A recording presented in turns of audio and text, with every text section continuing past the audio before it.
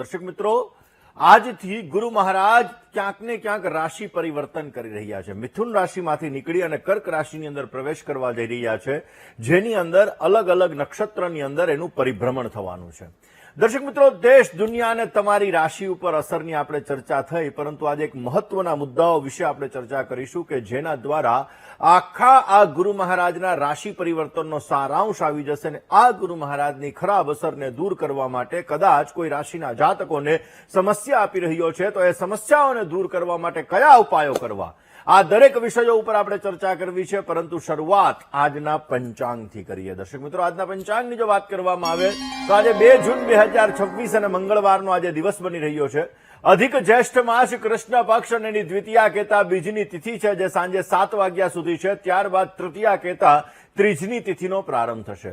મૂળ નામનું આજે નક્ષત્ર રહેશે, સાધ્ય નામનો આજે યોગ રહેશે, ગળ નામનું આજે કરણ રહેશે અને 12 રાશિઓનું ભવિષ્ય કથન જેના આધાર ઉપર કહેવામાં આવશે ચંદ્રમાનું ભ્રમણ આજના દિવસની અંદર ધન રાશિની અંદર રહેશે. એટલે આજે જે કોઈ પણ બાળકોનો જન્મ થશે તેમની રાશિ ધન રહેશે, જેના અક્ષર ભ, ધ, ફ અને ઢ રહેશે. તો આજે જન્મનાર બાળકોનું ભવિષ્ય સુંદર, સુખમય, આનંદમય, હર્ષમય, લાભમય રહે એવી શુભકામના સાથે જય ગણેશ. દર્શક મિત્રો, વાત આજે આપણે કરી રહ્યા છીએ ગુરુ મહારાજની. ઓલરેડી દર્શક મિત્રો, ગુરુ મહારાજ અત્યારે અતિચારી ચાલી રહ્યા છે. અતિચારી એટલે પોતાની સ્પીડ કરતા વધારે સ્પીડે જવું. એક્સપ્રેસ હાઈવે ઉપર લખેલું હોય કે 80ની સ્પીડે જવાનું છે અને આપણે 120 કે 130ની સ્પીડે જઈએ તો એ વધારે પડતી સ્પીડ કહેવાય.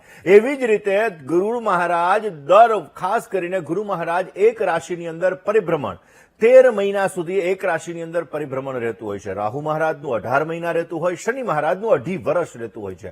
હવે દર્શક મિત્રો, ગુરુ મહારાજ અત્યારે અતિચારી ચાલી રહ્યા છે. પોતાની સ્પીડ કરતા પોતે વધારે પડતી સ્પીડની અંદર ચાલી રહ્યા છે. એટલે આમ વૈજ્ઞાનિક દ્રષ્ટિએ જોવા જઈએ તો પૃથ્વીથી વધારે પડતા નજીક છે.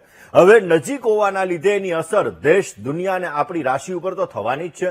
દર્શક મિત્રો, કારણ કે આવી જ રીતે અતિચારી ગુરુ અમુક વર્ષે થતા હોય, પરંતુ એ થોડો ટાઈમ માટે હોય. એક હારે 7 વર્ષ, 8 વર્ષ આટલી બધી વખત નથી થતા હોતા. મહાભારત કાળની અંદર ગુરુ મહારાજ 7 વર્ષ સુધી અતિચારી રહ્યા હતા. હવે આ ગુરુ મહારાજ 2032 સુધી અત્યારે અતિચારી રહેવાના છે. વળી પાછા ગુરુ મહારાજ 2034 પછી પાછા 7 વર્ષ માટે પાછા અતિચારી આવવાના છે. એટલે ક્યાંક ને ક્યાંક સમયગાળો બદલાવનો છે. આ સમયગાળો એવો છે કે ચેન્જીસ, હવે ગ્લોબલ ચેન્જીસ ઈચ્છે છે. ભગવાન પણ એવું ઈચ્છે છે કે હવે કંઈક ચેન્જીસ આવે અને એટલા માટે જ્યારે આવી વસ્તુઓનું સર્જન થતું હોય ત્યારે કંઈક નવી વસ્તુઓ આવતું હોય. નથી કહેતા કે આપણા જીવનની અંદર પરિવર્તન એ સંસારનો નિયમ છે ને એટલા માટે આ પરિવર્તનનો સમય છે અને આ પરિવર્તનને આપણે સ્વીકારવું બહુ જરૂરી છે. 1983ની આજુબાજુ જ્યારે આપણે કહી શકાય કે કોમ્પ્યુટરની શરૂઆત થઈ એ પછી લોકોને એમ લાગતું કે ભાઈ અમારી નોકરી વહી જશે, તો પરંતુ એ પછી કોમ્પ્યુટર આવ્યા પછી ઘણી બધી સવલતા આવવા માંડી, લોકોનો ઉપયોગી થવા માંડ્યું. એવી જ રીતે અત્યારે એઆઈ ક્યાંક ને ક્યાંક આપણા જીવન ઉપર વિશેષ માત્રામાં અસર કરી રહ્યું છે. અને દર્શક મિત્રો, આગળ જતા એઆઈનો ઉપયોગ, આ ટેકનોલોજીનો ઉપયોગ પણ આપણને લાભ આપે. ગુરુ મેનેજમેન્ટનો કારક છે, ગુરુ મંત્રણાનો કારક છે, ગુરુ નેતૃત્વ શક્તિના કારક છે. દેવગુરુ બૃહસ્પતિ તરીકે ઓળખવામાં આવે છે ને એવું કહેવાય છે કે ક્રૂર વક્રા યદા કાલે સૌમ્યઃ શીઘ્રાસ્તુ ચાગતઃ અનાવૃષ્ટિ ચદુર્ભિક્ષ નૃપુ રાષ્ટ્રમ ભયંકરઃ. જ્યારે ગુરુ મહારાજ અતિચારી હોય, વધારે પડતા અતિચારી ચાલતા હોય તો એ સમયગાળા દરમિયાન બદલાવનો સમય આવે છે. ગ્લોબલ ચેન્જીસ થાય છે. ઘણી જગ્યાએ અતિવૃષ્ટિ થાય છે, ઘણી જગ્યાએ અનાવૃષ્ટિ થાય છે. રાજકારણની અંદર ઘણા બધા ફેરફારો થાય છે. ઘણા રાજાઓ, મહારાજાઓ, એટલે એમ કહી શકાય કે અત્યારના જમાનાની અંદર રાષ્ટ્રપતિ, વડાપ્રધાન, એટલે કે જે ક્યાંક ને ક્યાંક એની અંદર ચેન્જીસ ઘણા બધા આવે. હવે દર્શક મિત્રો, દેશ અને દુનિયા ઉપર આ એવી પરિસ્થિતિઓનું સર્જન આ ગુરુ મહારાજનું પરિભ્રમણ કરવાનું છે કે ક્યાંક તખ્તાપલટ થઈ જશે તો કોઈ જગ્યાએ પ્રાકૃતિક આપત્તિઓ પણ આવવાના સંપૂર્ણ ચાન્સીસ આ સમયગાળાની અંદર બની રહ્યા છે. દર્શક મિત્રો, આ સમયગાળો એટલે કે જ્યારે કર્ક રાશિની અંદર ગુરુ મહારાજ આવવાના છે, પુનર્વસુ નક્ષત્ર, પુષ્ય નક્ષત્ર. હવે સ્વાભાવિક રીતે આ ગુરુ મહારાજનું પરિભ્રમણ ઘણી બધી જગ્યાએ વિશેષ માત્રામાં વરસાદ પડશે, બાઢ જેવી પરિસ્થિતિઓનું સર્જન કરાવડાવશે. ઘણી જગ્યાએ ભૂસ્ખલનને લગતી ઘટનાઓ ઘટશે. એટલે ક્યાંક ને ક્યાંક જોવા જઈએ તો જમીન છે એ જમીન ક્યાંક ને ક્યાંક અલગ અલગ જગ્યાએ જમીન ખસવાના ચાન્સીસ પણ બની શકે. ઘણી જગ્યાએ ભૂકંપો આવવાના પણ આ સમયગાળાની અંદર ચાન્સીસ બની શકે. દર્શક મિત્રો, એવું કહી શકાય કે ક્યાંક ને ક્યાંક સમુદ્રની અંદર, કારણ કે કર્ક રાશિ છે, ચંદ્રની રાશિ છે, ચંદ્ર પાણીનો કારક છે. પાણી એટલે સમુદ્ર, પાણી એટલે નદી, પાણી એટલે સરોવર, પાણી એટલે કૂવો. જે જગ્યાએ પાણીનું વર્ચસ્વ છે આવી જગ્યાએ પણ તીવ્ર એવું કહી શકાય કે તોફાનોને લગતી સમસ્યાઓનું સર્જન થાય એવા પણ સંપૂર્ણ સંકેતો આ કર્ક રાશિની અંદર ગુરુ મહારાજની અંદર જણાઈ રહ્યા છે. ગુરુ મહારાજ 10મા મહિના સુધી કર્ક રાશિમાં રહેશે. પછી ગુરુ મહારાજ આગળની રાશિ એટલે કે સિંહ રાશિમાં જશે. પાછા વક્રી થઈ અને ગુરુ મહારાજ 2027ની સાલની અંદર કર્ક રાશિમાં આવશે. હવે સ્વાભાવિક રીતે આ ગુરુ મહારાજનું પરિભ્રમણ બહુ જ મહત્વનું છે. આ ગુરુ મહારાજ રાજકીય ક્ષેત્રની અંદર વર્લ્ડ લેવલે જોવા જઈએ તો રાજકીય ક્ષેત્રની અંદર ઘણા બધા દેશોની અંદર સત્તા પક્ષ છે એના વિરોધની અંદર જનતા જનાર્દન ઉતરે અને એના લીધે વર્લ્ડની અંદર આક્રોશને લગતી સમસ્યાઓનું સર્જન પણ થતું જણાય. જોઈએ કે અમુક જે વર્લ્ડના નેતાઓ છે આ નેતાઓના ઈગો પ્રોબ્લેમ્સના લીધે, નિર્ણય શક્તિના લીધે વર્લ્ડની અંદર જનતાઓ છે એ રોડ ઉપર ઉતરી શકે. અચાનક ઘણી જગ્યાએ તખ્તા પલટ થઈ શકે.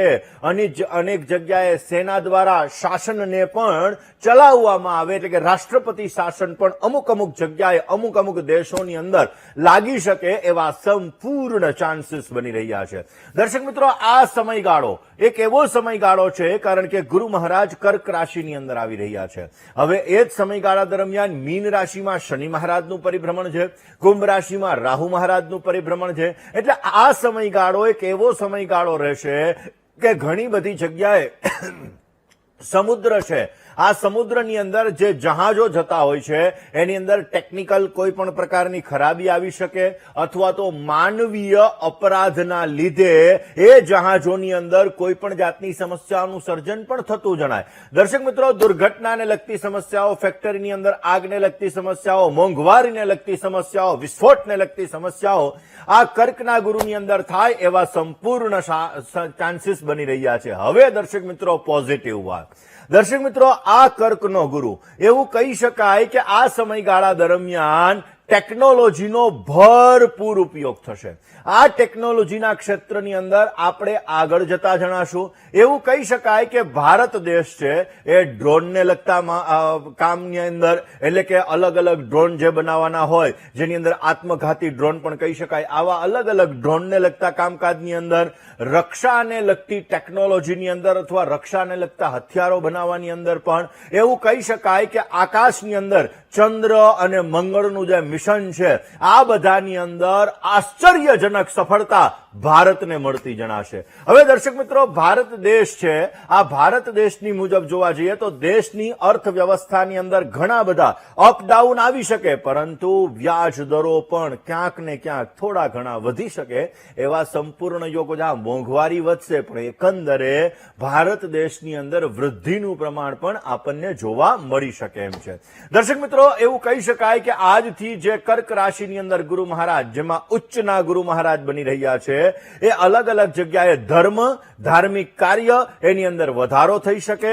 લોકોની ધર્મ પ્રત્યેની રુચિમાં વધારો થતો જણાશે અને ધાર્મિક કાર્યો કરી પોતાના જીવનની અંદર માનસિક શાંતિનો પણ અનુભવ થતો જણાય. હા, અમુક જગ્યાએ એવું બનશે કે જે લોકો ધર્મના નામે સમસ્યાઓનું સર્જન કરે છે આવી જગ્યાએ તકલીફોનો દોર પણ થાય એવા સંપૂર્ણ ચાન્સીસ બનતા જણાય.